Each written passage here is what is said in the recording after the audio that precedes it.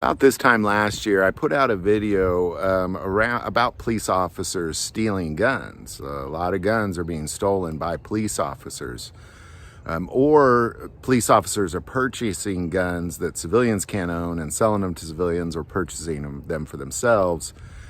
Is this a problem? And that's kind of what I want to talk about, because what's happened recently in Puerto Rico, which is not a U.S. state, but it is a U.S. territory. A police officer stole 64 guns and thousands of rounds of ammo. Now, I'm going to start by saying I don't know how you get away with stealing one gun from a police department. I've never been a police officer. I don't know how a person can think that they could get away with stealing 64 guns, or what their intentions were on stealing 64 guns, because the only reason we even know about this is the FBI had made the arrest, but it was through the ATF that this inspection was even taking place. And ATF then, of course, has reported this arrest. They don't say how much ammo, they just say thousands of rounds. I'm assuming that's not tens of thousands of rounds, or they probably would have said that. But how, this is a blatant theft. 64 guns and thousands of rounds of ammo is a blatant theft. You're obviously going to get caught. Clearly going to get caught. This is kind of the worst criminal of the year award kind of thing.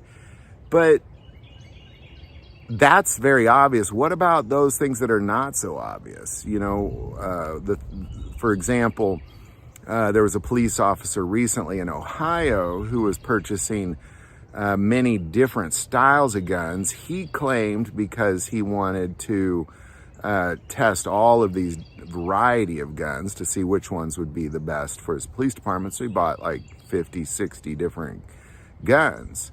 But as it turns out, that was like a menu of lists of people wanted this gun, that gun. So he had a list of guns he was buying for other people.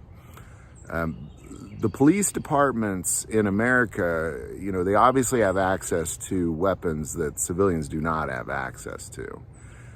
So what's going on with this? Has this always been the case? Have police officers always been stealing guns? Because it's really only been being reported over the last couple years, or is it picking up steam? So I'm kind of just really posing that question. Is this normal?